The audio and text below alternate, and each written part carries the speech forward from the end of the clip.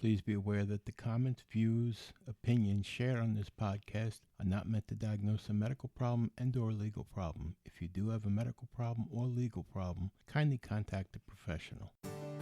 Welcome to An Apple a Day, a podcast, a resource, a community.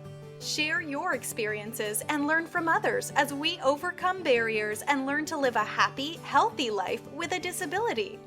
Welcome to the community. Here's your host, Jimmy Apple. Welcome to another episode of An Apple a Day. I'm your host, Jimmy Apple. How you doing today, my friends? You feeling good? You feeling strong? You feeling better than you did yesterday? Excellent. Hey, we've got a good one for you today. I've got some letters here from listeners that I want to answer. I've also got an update from Social Security again on this widespread Social Security scam texting thing going on. I also have an update from Medicare about the coronavirus. That's right. And I also have a report from Johns Hopkins Medicine about the coronavirus. So you're going to want to stick around to the end of the podcast today because we have a lot of information going on here. And it's important. It's important, especially for us because we're disabled. Our immune systems are a little bit compromised. This all has something to do with us. Before we get started here, I want to tell you this quick little story. I was talking with some friends, and I was telling them about the podcast. And the first question out of their mouth was, "Oh, you're one of those guys that think you're a doctor." No, I don't think I'm a doctor. And I was explaining what it was. He thought it was, one of those boring podcasts where you're giving out advice, but you don't have a medical license. And I told him, no. I said, we're a different type of group. I said, we share advice with each other and we help each other out with life hacks, with tips, with tricks to get around the limitations, the obstacles that are in front of us. We help ourselves get through problems that, maybe other people have been through before that we haven't been through yet. So we were just talking, and I noticed one thing. When you talk to people that aren't disabled, they always gauge the conversation to be about disability. Have you ever noticed that? Like, for example, I used to go fishing. I used to go fishing every week with a group of guys. We used to go out to Brooklyn, New York, get on a party boat, go out blue fishing overnight. And during the week, we'd be talking about it. And anyhow, when I got hurt, I couldn't do it anymore. I couldn't climb up on the boat and the whole 9 yards. But they stopped talking to me about fishing. And everything that they talked about had to do with disability. And they tried to mangle the topics together, if you know what I mean, like fishing and disability, how it must be so hard. And then when I had the amputation and they seen that, they kind of shied away from all talk of anything that had to do with anything about fishing, because in their mind, somehow, I couldn't even think about fishing anymore. It was like the only thing on my mind they thought was disability. I'm disabled. And that's the only way they seen me was as a disabled person. And that's something that we have to dispel. That's something that us as disabled people have to dispel with the able-bodied people. We have to let them know. I've said it a million times on this podcast. We are not disabled people. We are just people with a disability. No different than somebody that says has a big nose. Would you not talk to somebody with a big nose about fishing because they have a big nose? No. So why would you not talk to somebody about fishing because they have a disability? I know somebody that works with the developmentally disabled. And, some of those guys, they look a little bit rough. Like they've been through it. They have traumatic head injuries and stuff like that. And maybe they can't verbalize the same way anymore. But I'll tell you what, you sit down and talk to them. If they're into sports or whatever they're into, if you talk to them about whatever they're into, their eyes light up and they can hold a conversation with you. Give them the chance. But most people wouldn't give them the chance because they look at them and they say they're disabled. Again, we have to dispel that myth that we're just disabled. That's very important. It's very important to me anyway. I don't want people to look at me and say, "Oh, there's that guy in the wheelchair." I want them to look at me and say, "Hey, there's Jimmy." I don't want people to feel bad for me. I don't want people to think that I'm less of a person because I'm in a wheelchair. And I don't think they do it maliciously. I think they do it out of empathy or sympathy. I don't think that they're being mean or mean-spirited, but I do think that they're trying to be kind in a way, backhandedly, I guess. But that's something that we have to show ourselves. We have to be able to show ourselves that we're more than a disability. I just wanted to put that out there. Yeah, I just thought it was weird that somebody that I know still to this day still does that.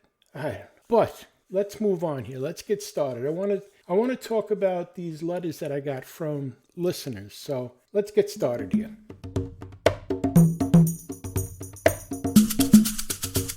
All right. This first letter comes from Al in Rhode Island. He writes, Jimmy Apple. 2 months ago, I lost my right leg in a car accident above the knee.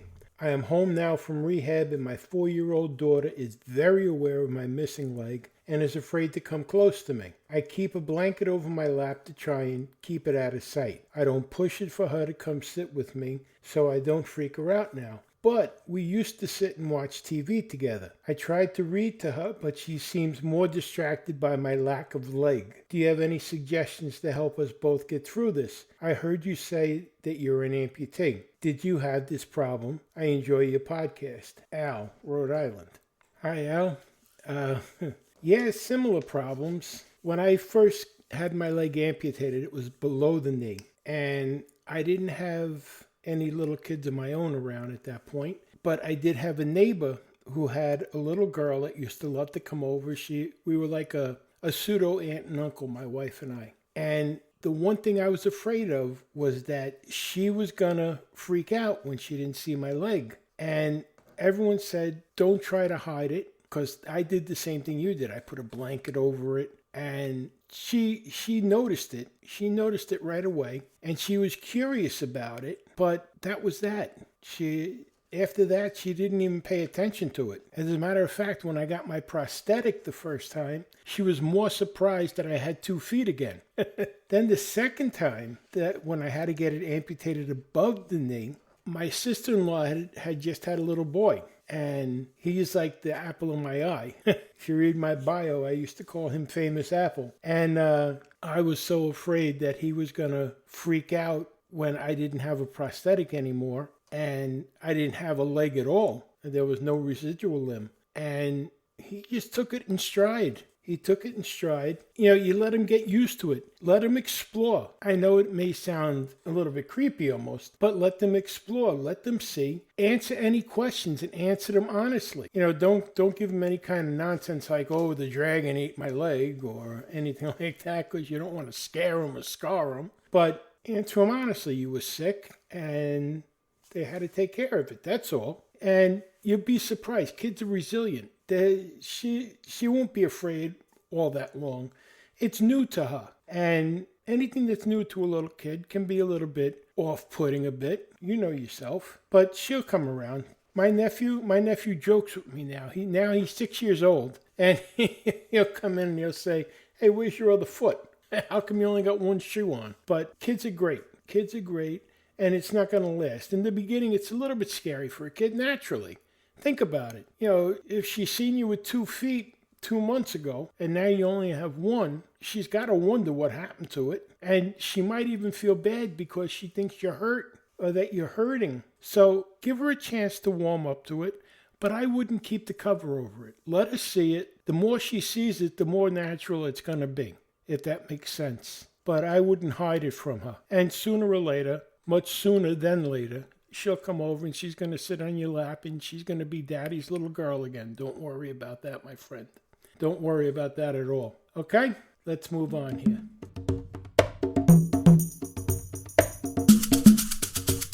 Okay, our next letter here is from Tom from Norfolk, Virginia. He writes, Jimmy, I've been permanently disabled for 4 years. I was hurt on the job and lost a good amount of use of my legs due to nerve damage. When I was first home, everyone was eager to help me with what I needed done. Lately, if I ask my kids to do anything for me, they act as if everything is one big inconvenience. My son tells me I should start doing more things for myself instead of depending on everyone else. My son has gotten very insulting towards me. I think that he believes that I may not be doing as much as I could or should. His attitude has gotten progressively worse since we've had to cut back on things over the last couple of years. We're down to one car, basic cable, Netflix. We have less takeout food, etc. I believe a big part of the problem is that he's a teenager, 16, and I can't afford to give to him like his friends' parents give to them. Is there anything I can do to make this situation better for my family? Sincerely, Tom, Norfolk, Virginia.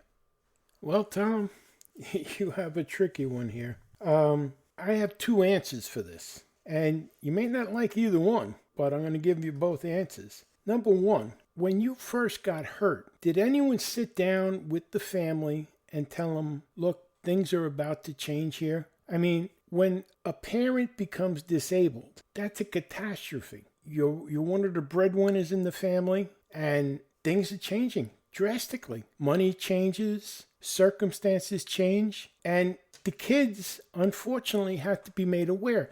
Now, they don't have to be made aware of every little bill. You don't have to tell them that, well, the mortgage is 3 months behind and I have to refinance. You don't have to drag those things into it. But you do have to let them know that things are changing, and you have to keep them appraised of it. And I think they might appreciate that. Now, on the flip side of that, we also have a problem in this day and age with teenagers where they have this sense of entitlement that they believe everything should be handed to them. Let me tell you something. At 16 years old, if it was my son, I'd have his ass out working to get what he needs, because I had to do it. When I was a kid, I had to do it. I worked from the time I was 10 years old. I used to deliver meat for a butcher shop in the Bronx. I made $5 a week, and half of that went to the house for rent. I paid rent at 10 years old. And I made my own money. I made my own way, and it paid off for me along the way. I saved money. I had money saved.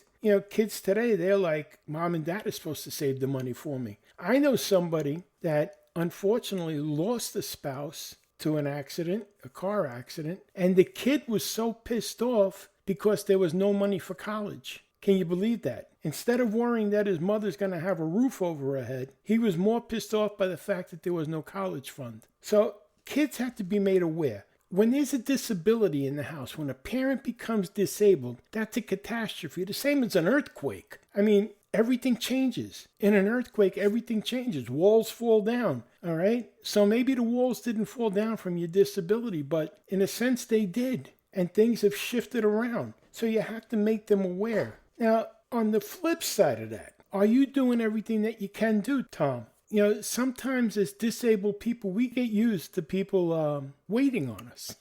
Yeah, you turn around and say, oh, can you get me a sandwich from the kitchen? Can you get me a glass of water? Can you get me this? Can you get me that? And meanwhile, you know, yes, you're hurt. Yes, you're stiff. But if you actually try, you can get up. I mean, in the beginning, it's because of the pain and everything. But 4 years down the line, you should have some pain management going on. And you should have been through rehab so far so that you can get some movement going, that you don't have to depend on other people to do everything for you. I'm just going by your letter here, that your kid's saying that you should be doing more, and you think maybe you should be doing more. The whole thing is as disabled people, we have to try. We have to eliminate the obstacles that are in front of us. We have to be able to go around them as well and not depend on everyone else just to do for us. We still have to try and do for others. So it's a twofold answer to this. Number one, if your kid is just being lazy and nasty, I'd be sending him out to look for a job. I don't care whether he cuts grass, shines shoes, paints fences. I don't care. Go get a job and pay for what you want. Let him learn that if he wants something, he has to work for it. But by the same token, if you want something, you have to try and work for it too. You can't depend on everyone else. You know, if it's to the point that you can't do it, then you can't do it. But if there's a chance that you can, or if there's a chance that you think you might be able to, you have to take that chance too, Tom. You can't just give up. You're still a formidable human being. So I hope it helps. I hope it helps a little bit. That's what I would do. Okay? So just to sum it up, what I would do is I'd send my kid out to work and I'd try to do more for myself. And if I can't, then I'd rework the terms a little bit. But I would also sit down and have a heart-to-heart talk with my son and my other kids and let them know, look, this is the deal. It's not because I don't want to give you things. It's not because I wanted to get rid of a car or cut out the movie channels on cable. I had to. In order for us to survive, I had to.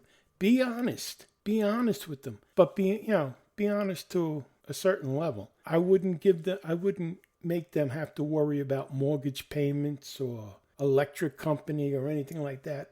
But be honest.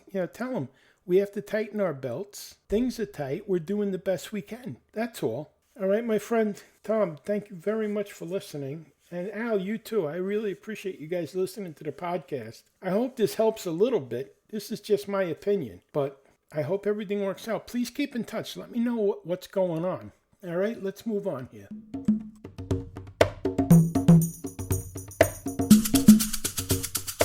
Okay, our third and final letter today is from Anna in Columbus, Ohio. She writes, Jimmy Apple, is there a good way to prepare your kids to tell them that their dad has become disabled because of an accident at work and things are going to have to change drastically? My husband and I have already discussed that we will have to sell our house and downsize. We've only been in this home for 3 years, but with the cut in income, there'll be no way that we can keep up our house responsibly. We've attempted to keep up appearances for the last 6 months, but are going through our savings much quicker than anticipated, and we're still a ways off from SSD. Any suggestions you have would be greatly appreciated. By the way, I've been binge listening to your podcast, and I have a suggestion. Maybe you could make programs for the disabled person's family too, like ways to handle the responsibilities to the disabled family member. Signed, Anna, Columbus, Ohio.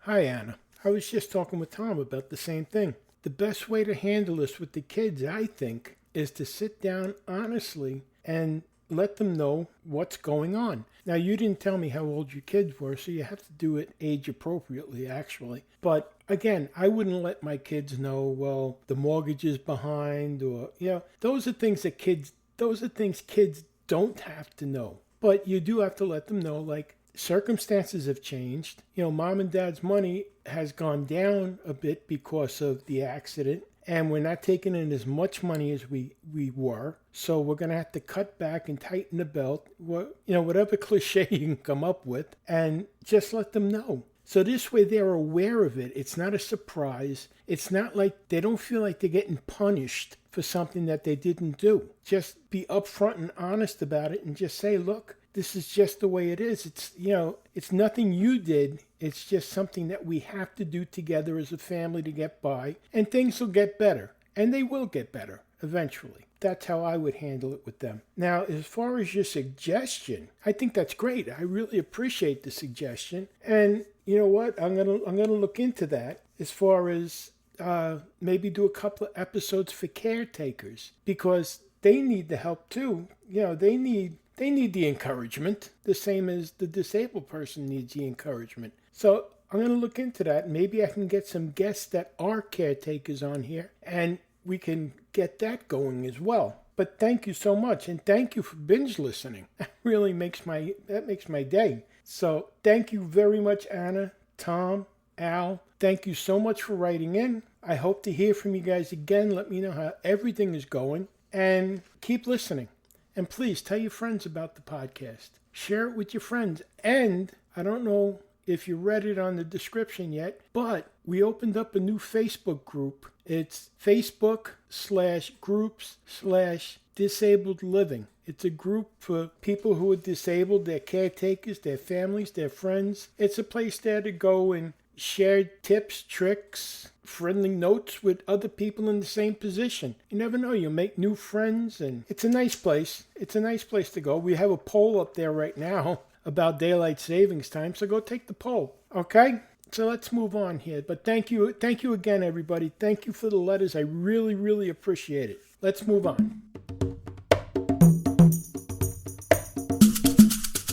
I have a message here from Medicare.gov. Here's what to know about the coronavirus. You've likely heard about the coronavirus, officially called 2019 novel coronavirus or COVID-19, in the news. While there isn't a vaccine yet and the immediate health risk remains low, Medicare is here to help. Your Medicare Part B medical insurance covers a test to see if you have coronavirus. The test is covered when your doctor or a healthcare provider orders it if you get the test on or after February 4th, 2020. You usually pay nothing for Medicare-covered clinical diagnostic laboratory tests. To prevent the spread of this illness or other illnesses, including the flu, wash your hands often with soap and water, cover your mouth and nose when you cough or sneeze, stay home when you're sick, and see your doctor if you think you're ill. Visit the Centers for Disease Control website for information on the coronavirus. Sincerely, the Medicare team. Note, your provider will have to wait until after April 1st, 2020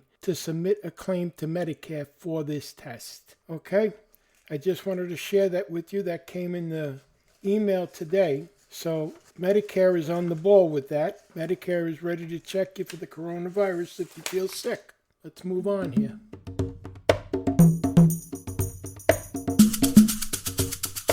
Okay, the title of this next report is How to Tell If You Have the Coronavirus and When to See a Doctor. With the coronavirus outbreak spreading across the U.S., fears of catching the new illness have spiked. But coming down with the fever and a cough doesn't necessarily mean that you've been infected. So how can you tell if you have the virus, and when should you see a doctor? Symptoms of the coronavirus: fever, cough, runny nose, are similar to those of the common cold or the flu. If you're experiencing those symptoms but feel like you can manage them with over-the-counter drugs from the comfort of your home, experts say that you should do so.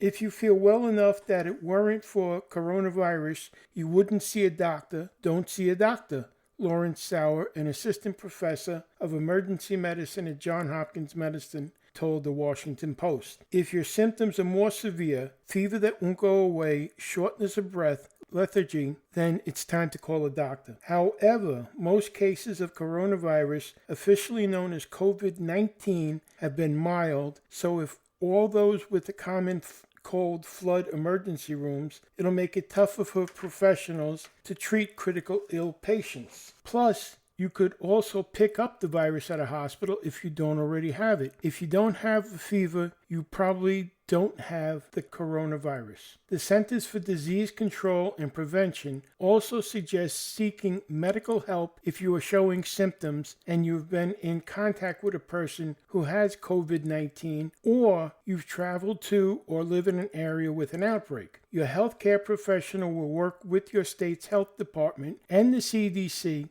to figure out whether you should be tested for COVID-19. Older people and those with underlying health conditions like diabetes, heart disease, chronic lung disease are more at risk for severe illness. If you fall under those categories and feel seriously ill, you should seek medical attention. If you or someone you are caring for is in dire condition, such as very short of breath, minimally responsive or unresponsive, looks blue or ashen, or has low blood pressure, then call 911, said Amesh Adadja, an infectious disease expert at Johns Hopkins Medical Center for Health Security. Otherwise, call your doctor. If you decide to go to the emergency room or your doctor's office, make sure you call ahead so that they can be ready to protect other patients when you arrive. Importantly, to prevent getting sick at all, the CDC recommends avoiding people who are showing symptoms, avoiding touching your eyes, nose, mouth, and washing your hands thoroughly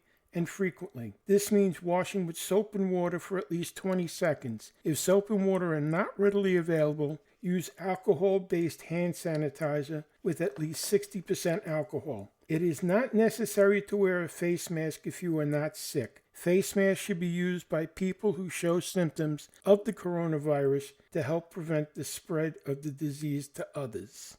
I hope this information helps. Okay, let's move on here. Okay, our last report comes from the Department of Social Security. The Inspector General warns public about widespread Social Security scam. The Inspector General of Social Security, Gail S. Enos, is warning of a new tactic by government imposters to reach and victimize Americans by phone. We have received reports of text messages on cell phones that appear to come from Social Security. The texts warn about Social Security number problems. They ask the recipient to call a number back to resolve the problem and avoid legal action. This trick appears to be the latest development in continuing widespread scams meant to deceive Americans into providing money and personal information to scammers. Social Security will never send a text asking for a return call to an unknown number. Social Security will only send a text message if you have opted in to receive texts from the agency, and only in limited situations, including the following. 1. When you have requested or subscribed to receive updates and notifications from Social Security by text. And 2. As part of Social Security's enhanced security when accessing your personal My Social Security account. Our office wants you to know Social Security will never threaten you with arrest or other legal action unless you immediately pay a fine or a fee. Promise to a benefit increase or other assistance in exchange for payment. Require payment by retail gift card, wire transfer, internet currency, or by mailing cash. Send official letters or reports containing your personal information via email. If you owe money to Social Security, the agency will mail you a letter with payment options and appeal rights. You should never pay a government fee or fine using retail gift cards, cash, internet currency, wire transfers, or prepaid debit cards. Inspector General Enos urges the public to be very cautious when receiving unsolicited calls from any purported government agency and to discuss any major financial decision with trusted family members or friends. If you receive a call or a text or an email you believe to be suspicious about a problem with your Social Security number or account, do not respond or engage with the caller or the sender. Report these Social Security scams through our dedicated online form at oig.ssa.gov. There you have it. Can you imagine if these crooks used all this energy at legitimate endeavors? They could probably be rich. What a bunch of knobs. Well, I want to thank you for stopping by today. I really enjoyed it. I want to thank all the people that wrote in. We have a lot more letters on the side here. And I want to remind you, things can always be worse. Right now, there's somebody somewhere wishing that they were in your position. So things can always be worse. Hey, do me a favor. If you like this podcast, share it with a friend. Let other people know about it. Leave us a review wherever you're getting the podcast from. And click like. Let us know that whether we're doing a good job or not here. And I will talk to you again. I also want to remind you, go over to Facebook, okay? Facebook.com/groups/disabled living. That's our new group. Go over there, join the group, and maybe you'll make a couple of new friends. We can trade secrets, tips. We can talk. Doesn't have to be just about disability. The only thing I ask, no politics. No politics, but a friendly group, and we can build our community. Okay? Thanks again for stopping by. You've been listening to An Apple a Day, and I want to remind you, the best medicine, the very best medicine that you can get is laughter, my friends. My name is Jimmy Apple. I'll talk to you next week.